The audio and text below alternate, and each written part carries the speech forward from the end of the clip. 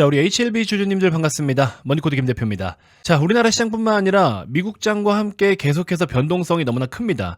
자, 이 변동성이 큰 데 있어서는 어제도 살짝 여러분들께 설명을 드리긴 했지만 관세에 대한 이슈가 계속 크게 불거지고 있죠. 그래서 캐나다라든지 멕시코 쪽으로 관세를 25% 부과하겠다라고 한 것에 있어서는 일단은 한 달 정도, 30일 정도 유예가 됐습니다. 협상을 본격적으로 진행하겠다라는 거죠.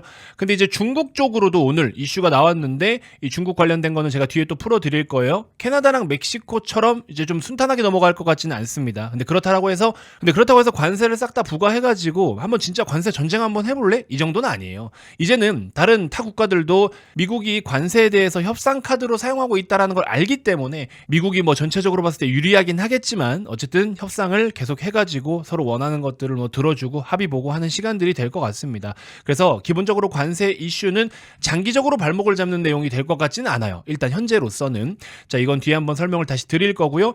자, 어쨌든 말씀드린 바와 같이 캐나다랑 멕시코 쪽으로는 관세를 30일 정도 유예한다라는 소식 때문에 어제 나왔던 급락을 다 만회하면서 일단 반등을 다시 보여주긴 했는데 장중에 중국 쪽 관세 이슈로 인해서는 올렸던 거를 다시 토해내는 오늘 그런 시세가 나타났었죠. 자, 하지만 코스닥 같은 경우에는 그래도 코스피보다 좀 괜찮았던 거는 알테우젠이 굉장히 큰 강세 흐름을 보여줬었고 2차 전지도 오늘 좋은 움직임이 나타났었습니다. 물론 시세는 토했지만. 그리고 지금 현재 시간에 단일가 거래가 이루어지고 있는 시간인데 알테우젠이 시간에서 3%대 또 추가적인 상승을 보여주고 있습니다. 자, 아무튼 우리는 일단 HLB가 더 중요하니까요. 일단 단기적으로는 여러분들 계속해서 시장을 우선적으로 집중하실 수밖에는 없습니다. HLB는 비교적으로 평화적인 움직임을 보여주고 있고 큰 변동성을 나타내주고 있지는 않지만 시장 자체의 변동성은 굉장히 지금 크게 나타나고 있습니다. 말씀드렸다시피 여러분들께서 HLB만 들고 계시거나 HLB의 투자 비중이 높다 하시는 분들은 오히려 지금 시장 대비 상당히 선방하고 있는 건데 반대로 HLB 비중이 그렇게 높지 않아 다른 종목들을 더 많이 가지고 있어 그런 상태이시라면은 오히려 지금 시장 변동성을 그대로 다 체감하고 계실 겁니다. 자, 어쨌든 여러분들 중요한 건 늘 강조드리지만 넓게 볼 줄 알아야 작은 것도 보여요, 주식은. 근데 반대로 작은 것만 보면 오히려 그 이상을 잘 못 보는 경우들이 많다. 그래서 제가 HLB 영상에서 여러분들께 시장 관련된 분석도 많이 해드리고 있죠. 자, 그렇기 때문에 영상 끝까지 집중해서 한번 시청을 해주시고요. 구독 아직 안 누르신 분들 어려운 일 아니니까 여러분들 구독 한 번씩만 꼭 눌러주시고요. 기존에 구독 누르신 분들은 좋아요 한 번씩만 눌러주시면 대단히 고맙겠습니다. 자, 이번 영상도 여러분들 제가 열심히 준비한 만큼 여러분들은 저에게 좋아요 400개를 한번 만들어 주시면 저는 그걸로 충분히 만족할 수 있을 것 같습니다. 터치 한 번이면 되니까 여러분들 그 정도는 해주실 수 있으시죠? 좋아요 한 번만 부탁드리도록 할게요. 자, 어제 이제 여러분들께 최종 설문에 대해서 한 번 더 요청을 드렸는데 아직 많은 분들이 참석을 안 하셨어요. 기존에 무료방 참가 신청을 해주셨던 분들도 한 번 더 설문을 참여해 주셔도 됩니다. 무료방을 운영을 하자니 정규반과의 형평성의 이슈가 좀 있고 이걸 또 관리하는 직원들이 업무량이 좀 늘어난다라는 것과 자본시장법 관련 문제가 좀 일부 있을 수 있는 상황, 그리고 또 텔레그램으로 우리가 주로 운영을 하고 있는데 텔레그램으로 하니까는 우리 어머님 아버님 선생님분들께서는 잘 안 보세요. 그러다 보니까 아니 잘 안 보시는데 저만 일방적으로 이야기하면 또 뭐합니까? 자, 그래서 여러분들께서 눈에 좀 잘 들어오는 거 거기에 맞춰서 제가 해드리겠다라는 겁니다. 그래서 현실적으로 어떤 경로로 도움을 드리면 되겠느냐, 그래서 무료방 정보를 제가 어떻게 안내를 해드릴까요? 여기에 대해서 여쭤봤던 거죠. 난 텔레그램 좋아, 혹은 카카오톡이 더 좋은 것 같아, 아니면 난 문자가 좋은 것 같아, 아니면 뭐든 상관없으니까 좋은 정보만 좀 잘 달라, 여러분들의 의견을 편안하게 선택해 주시면 되는데 그냥 아무거나 막 고르지 마시고요. 진지하게 한번 생각을 해주시면 거기에 맞춰서 여러분들께 편안하게 정보를 드리도록 하겠고요. 자, 어쨌든 이 무료 서비스를 이용하시는 분들께는 제가 약속드린 대로 3개월 만에 계좌 수익 2배 만들 수 있는 명품 기법서 제가 직접 작성한 건데 실제로 계좌까지 다 보여드렸었죠. 그리고 목표 주가라든지 미래 주가를 한 방에 계산할 수 있는 거, 이걸 갖고 있으면 주식 투자하면서 절대 물릴 일이 없습니다. 그리고 세 번째, 목표 수익 90에서 100% 정도 지금 2월달 1차 무료 히든 종목도 같이 매수할 수 있게끔 제가 또 요것도 종목도 함께 안내를 해드릴 거예요. 이 세 가지는 기본적으로 깔고 들어가니까 여러분들 현재 보고 계신 영상 고정 댓글에 네이버 링크를 클릭해서 설문 한 번만 더 참여를 해주시면 여러분들께서 원하는 경로로 제가 정보를 제공을 해드리도록 하겠습니다. 너무 편하죠 여러분들? 자, 일단 영상 본론으로 한번 들어가기 전에 HLB가 일단 매크로의 영향 때문에도 그렇고 시황적인 영향도 있기 때문에 보시는 바와 같이 수급적으로 살펴보면은 외국계 창구 기준으로 했을 때는 들쑥날쑥이 상대적으로 좀 많습니다. 그리고 아시다시피 외국계 창구는 JP모건이 좀 대부분의 수급을 차지하고 있고, 자, 근데 좀 특별하다라고 말씀을 드릴 수 있는 건 기존에도 여러분들께 강조드렸지만 연기금의 수급이 조금 저는 의미가 더 있다라고 생각이 든다. 뭐 기타 범위는 주체를 따로 알아야 되겠지만, 자, 그래서 여기 보시면 여러분들 요 기간으로만 수급을 한번 봤어요. 언제냐? 바로 여기 있죠. 여기 바닥에서부터 주가가 오르기 시작한, 그래서 요 네모친 구간, 이 상승 파동에만 어떤 주체가 얼마큼 샀느냐를 한번 제가 이렇게 확인을 해본 건데요. 보시는 바와 같이 외국계 창구에서는 그래도 아직까지는 순매수 비중이 좀 더 높고, 화면 우측에 보시는 것처럼 연기금 같은 경우에도 여전히 평균적으로 연기금이 HLB를 사고 팔고 하는 물량에 비해서는 적지 않은 물량을 가지고 있다. 근데 사실 이 정도의 금액이면 HLB 시총에 비해서는 아무것도 아니기는 해요. 그래서 메이저들이 지금 최근 상승 파동에서는 어느 정도 매수를 쏟아부었던 것들을 대부분 좀 보유를 하고 있는 상황이기 때문에 다음 재료를 기다리고 있다. 그리고 또 매크로나 시장 변동성 때문에 주식을 좀 공격적으로 내다 팔거나 하지는 않고 있는 상황이다. 그리고 또 뒤에 설명을 드리겠지만 관세 관련된 이슈와 딥시크 관련된 이슈에서는 사실 제약바이오는 크게 영향을 받는 게 없기 때문에 솔직히 말하면 빠질 이유도 특별하게는 없다라는 겁니다. 이 정도는 기본적으로 알고 계시죠? 자, 일단은 가장 또 문제가 되는 건 어쨌든 간에 지금 단기적으로는 관세 이슈입니다. 그래서 개인적으로 여러분들 이 관세 이슈는 좀 알고 가셨으면 좋겠어요. 관세 이슈가 당분간 지속될 수 있고, 이에 따라서 시장이나 매크로 변동이 클 수 있다라고 거듭 계속해서 강조를 드려오고 있죠. 어제 우리나라 시장 폭락하고 오늘 급등하는데 한 오후 2시 정도 넘어가지고 급락을 또 하는 듯 했다가 또 말아올리고 막 난리 부르스를 피고 있는데, 제가 영상 초반에 말씀드린 것처럼 일단 캐나다라든지 멕시코 이쪽으로는 관세를 25% 부과할 것이다. 그리고 중국도 관세를 10% 추가 부과하겠다라는 거예요. 추가로 기존의 관세를 부과하고 있기 때문에 추가 관세를 10% 부과하겠다라는 겁니다. 캐나다, 멕시코가 25%인데 중국이 10%니까 얼마 안 되네라고 생각하시면 안 돼요. 자, 아무튼 요것부터 시작이 됐는데, 캐나다, 멕시코는 관세 부과를 어쨌든 한 달 유예한다라고 했고, 그래서 트럼프 네가 원하는 게 뭔데 일단 얘기를 좀 해줘봐, 이렇게 또 협의를 보고 있고, 캐나다나 멕시코 측에서도 우리도 생각하고 준비할 시간을 좀 줘야 되는 거 아니냐, 이런 상황인 거죠. 그래서 어제 미국장은 반등을 좀 보인 거고, 우리나라가 그 영향을 그대로 받아서 오름세를 보였던 겁니다.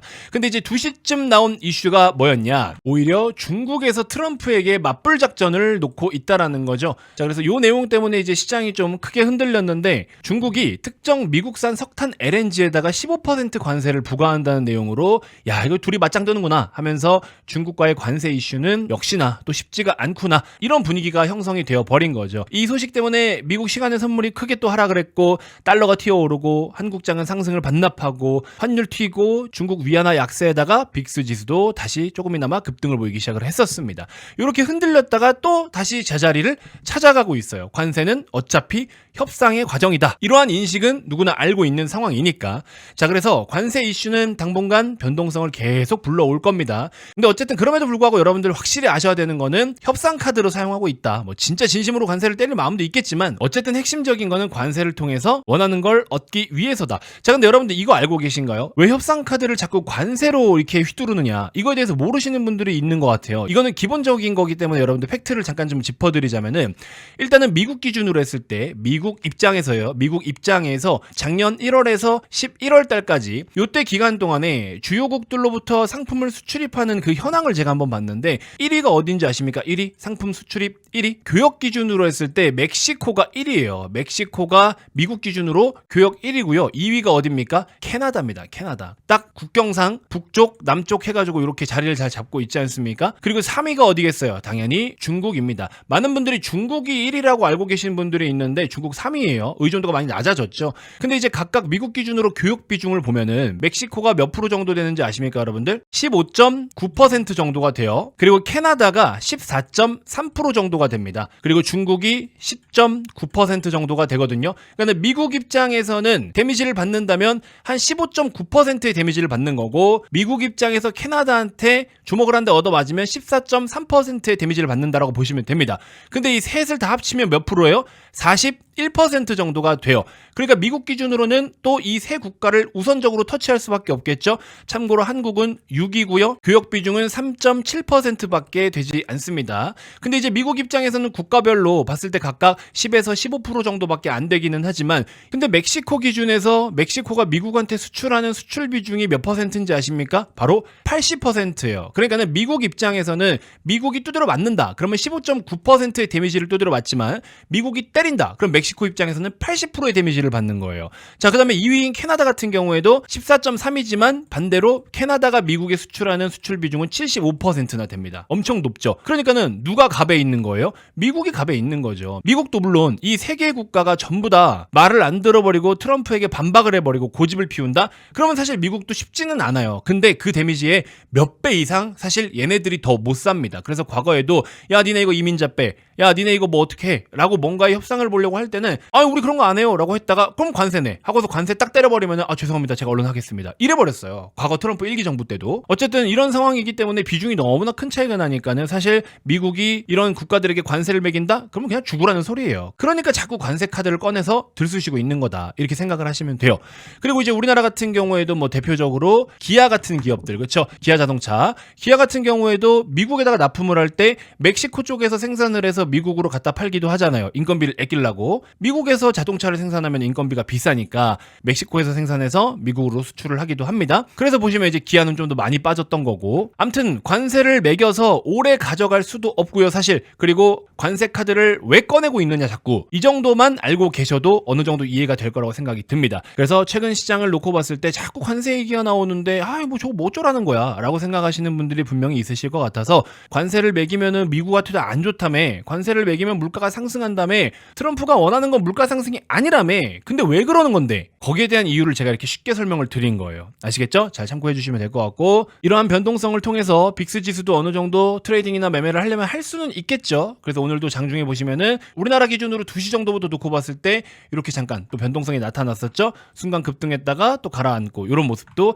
함께 나타났습니다. 빅스는 또 타이밍을 잘 맞춰야 돼요. 왜냐면은 관세 이슈로 시장 변동성이 나타나는 거는 맞는데 이 관세 이슈가 이랬다 저랬다 변동폭이 너무 짧고 크니까, 주기와 텀이 짧아가지고 빅스는 또 우리나라 개장했을 때만 대응을 할 수가 있잖아요. 그쵸? 직접 선물을 매매하시는 분들이 아니라면. 그래서 그런 거 타이밍 좀 잘 맞춰야 되지만 변동성을 이용해서 트레이딩을 할 수도 있다라는 거. 그래서 줄 때 먹고 조정해 사고 요거 반복 트레이딩 하셔도 좋을 것 같다. 대신에 기계적으로 하셔야 된다. 자, 그래서 이제 관세에 대해서 영향이 없는 쪽으로 많이 보시긴 하셔야 됩니다. 대표적으로는 최근에 테마적으로 강했던 거는 로봇 쪽이죠. 레인보우 로보틱스라든지 로보티즈라든지 뭐 이런 종목들 주가 상승 굉장히 크게 나오고 있죠. 그리고 뭐 조선주 같은 거 하나오션이라든지 HD, 현대중공업이라든지 이런 종목들도 여전히 신고가 부근이거나 신고가를 가고 있고요. 삼성중공업도 다시 또 반등 나타나고 있고, HD, 한국조선해양 이런 종목도 또 잘 가고 있죠. 오히려 조선주는 미중 무역 분쟁에서 수혜주로도 지금 꼽히고 있습니다. 그리고 조선주 같은 경우는 제가 작년 4월, 5월부터 말씀을 드렸는데 어지간하면 1, 2년 팔지 마라. 조선주는 눈 감고 아무거나 매수해도 더블 이상 수익은 무조건 낸다. 제가 그렇게 말씀을 드렸었어요. 요즘에는 그 발언을 또 조심해야 돼요. 지금 사가지고 또 물렸네 어쨌네 또 이런 소리 듣고 싶지 않아서 요즘에는 제가 사야 된다라는 말은 적극적으로 안 하고 있죠.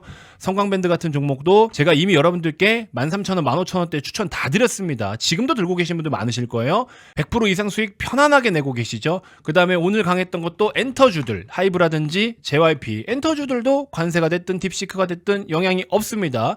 JYP 같은 경우에도 추천을 많이 드렸지만 바닥권에서 매수해서 우리 한번 수익을 챙기고 최근에 이제 다시 한번 요 구간에서 정확하게 매수 편입해서 지금 또 수익권으로 올라오고 있습니다. 트럼프 당선됐을 때도 트럼프 트레이드에 영향이 없던 중립적인 섹터였어요. 최근에 뭐 보이그룹인가요? 킥플립이래요. 킥플립. 아이돌 이름이 왜 이렇게 어려워?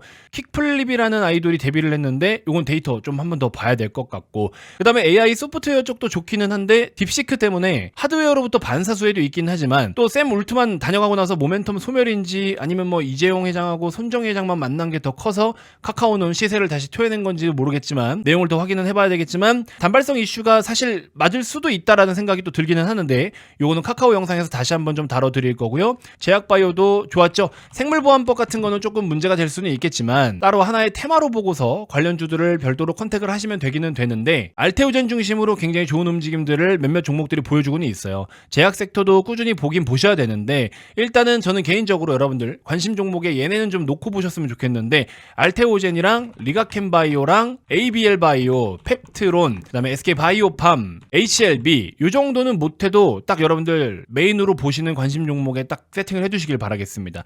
뭐 지수에도 영향을 크게 주기는 하지만 대역급 모멘텀들을 보유하고 있거나 실적에 대한 펌핑, 퀀텀 점프를 크게 기대할 수 있는 종목들이기 때문에 제가 지금 언급드린 이 정도의 제약바이오 종목들은 꼭 관심 종목 눈에 보이는 데다가 배치를 해두시길 추천드려 봅니다. 자, 이렇게 해서 일단 오늘 하루 마무리하도록 하겠고요. 오늘 어쨌든 HLB에게 새로운 내용은 없지만서도 가장 중요한 거는 뭐다? 시장의 변화와 변동성, 그걸 이용해서 트레이딩을 하실 분들은 하셔도 되지만 일단 전 세계적으로 지금 가장 중요한 화두가 관세이기 때문에 이 내용을 쉽게 한번 설명을 꼭 드려보고 싶었습니다. 우리 좀 스마트한 투자자가 돼야 되지 않겠습니까? 그래서 내용을 한번 정리해 드린 거니까 잘 참고해 주셨으면 좋겠고요. 다시 한번 강조드리지만 기존에 설문에 참여하셨던 분들, 어제 참여하신 분들은 따로 안 하셔도 됩니다.